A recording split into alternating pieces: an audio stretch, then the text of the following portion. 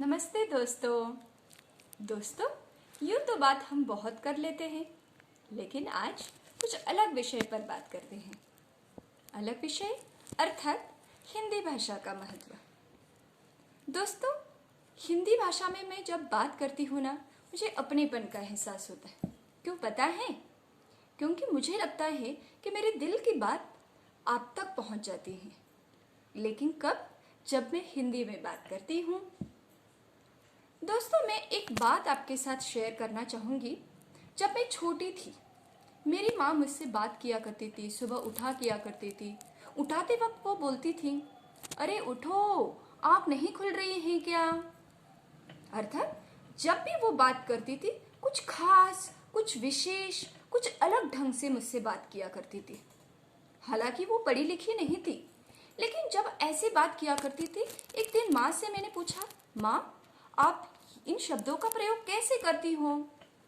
माँ ने मुझे समझाया, बेटा देखो, जब हम किसी खास विशेष शब्दों में हमारी बात बताते हैं तो वो कम शब्दों में, थोड़े शब्दों में प्रभावपूर्ण रीति से पहुंच जाती हैं, अर्थात दूसरे को समझ में आती हैं।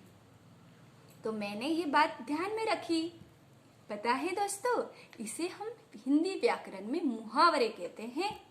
अर्थात मेरी माँ भी इन मुहावरों का प्रयोग करते हुए बात किया करती थी।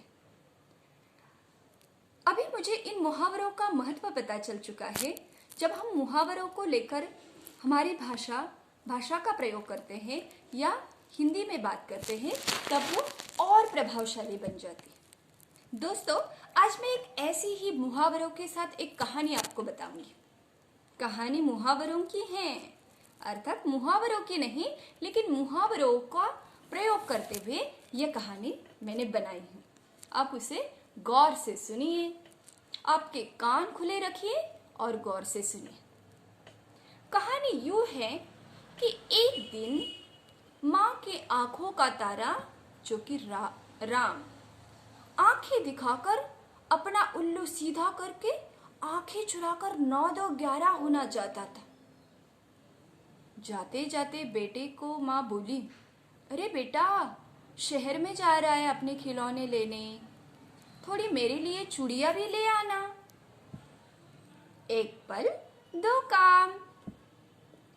जाते जाते जंगल के रास्ते में राम को एक भालू नजर आया। राम के रोंगटे खड़े हो गए, उसका कलेजा मुंह में आ गया।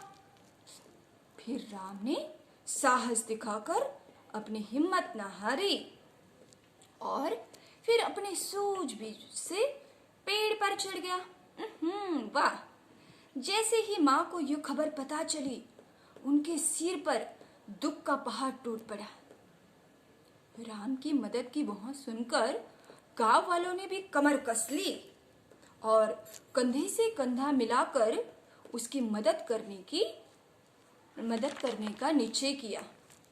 वे सारे एकजुट हो गए और भालू को भगा दिया। राम को भी अपनी गलती का एहसास हुआ कि उसे अकेले शहर में नहीं जाना चाहिए। बेटे को सही सलामत देखकर माँ का मन तो भर गया और पिताजी भी फूले न समाए।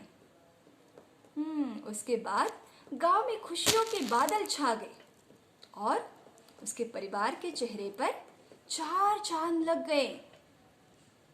दोस्तों, ये थी छोटी सी कहानी मुहावरों के साथ। ये कहानी सुनकर आपको लगा होगा कि ये कहानी में कितने सारे मुहावरों का प्रयोग किया है, लेकिन इन मुहावरों से यह कहानी और भी रोचक और प्रभावशाली बन गई है। तो इस वीडियो के जरिए मैं यही बताना चाहती हूँ, अपना हिंदी ज्ञान बढ़ाने के लिए और हिंदी भाषा प्रभावपूर्ण बनाने के लिए हमें और ज़्यादा मुहावरों का प्रयोग करना चाहिए। धन्यवाद।